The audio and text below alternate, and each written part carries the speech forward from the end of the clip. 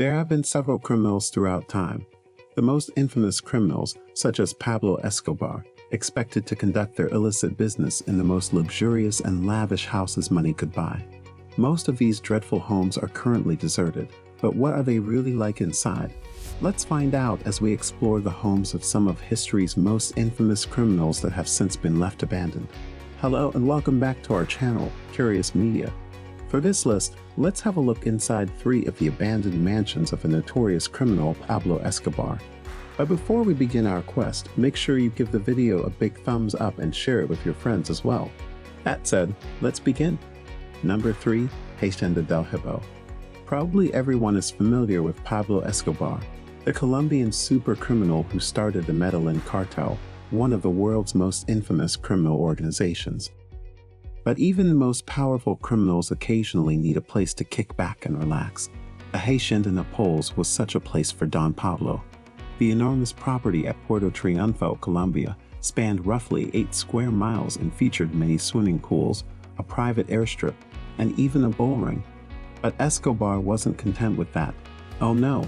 The site was also used to showcase his extensive collection of exotic animals, including, you guessed it right, hippos. The pool would have been a hit with them, but the yard must have been a disaster when they were living there. Nonetheless, the mansion itself would have been a lot less stale.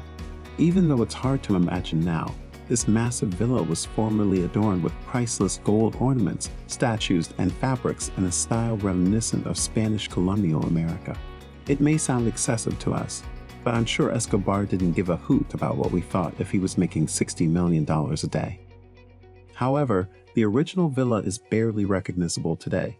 After his death in 1993, the estate was abandoned due to a disagreement between the Colombian government and the Escobar family about who had rightful possession.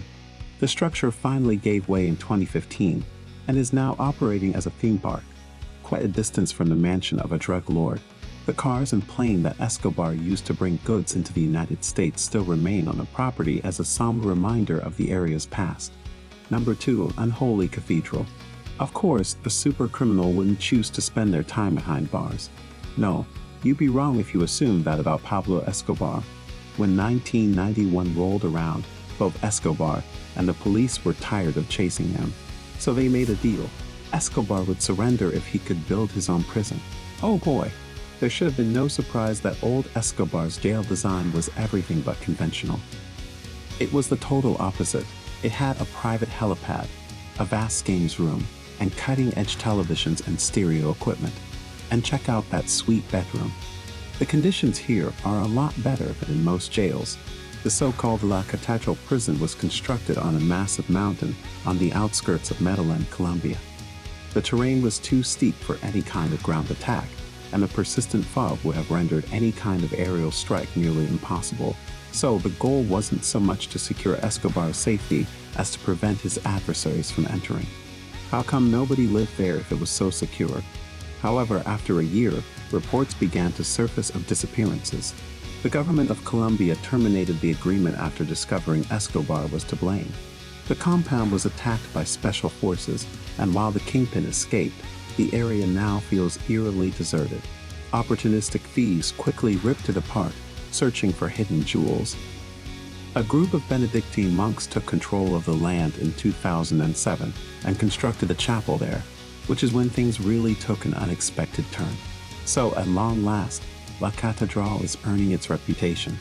What irony! Number 1, Monaco Madhouse. As a result of the success of the Netflix series Narcos, the Colombian city of Medellin, where Escobar operated, has become a popular destination for tourists interested in his story. The hideout where Escobar hid from one of the many attempts on his life is a common tour stop. The Monaco building is a bland high-rise that used to be home to a wide variety of high-end flats. Not that you'd know that anymore. Pablo and his family slept in the top apartment while his lawyer worked out the details of the surrender agreement they signed in 1990.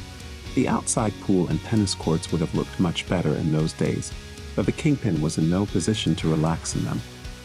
Because of the many people he had angered during his reign as head of his criminal empire, Pablo Escobar had to take extreme precautions to protect himself in exile, including having a walk-in safe placed in his bedroom. It's a good thing too. because Escobar's bitter enemies, the Cali cartel, quickly tracked him down after his ex-mistress mistakenly revealed his whereabouts. A car with 800 pounds of explosives was placed in the building's parking lot before its occupants detonated it. Incredibly, no lives were lost despite the extensive damage. However, Pablo's daughter, Manuela, suffered irreversible hearing loss in one ear. Unfortunately, you won't be able to visit the dreary structure for yourself. The Colombian government demolished what remained of it in 2019 in an effort to erase the city of Medellin's violent history. Pablo Escobar surely knew how to live life lavishly, as evident by these once luxuriously adorned mansions. If you liked the video, do subscribe to our channel and hit that bell icon as well. Which one of these abandoned mansions would you like to visit? Let us know in the comments. We will see you in our next video.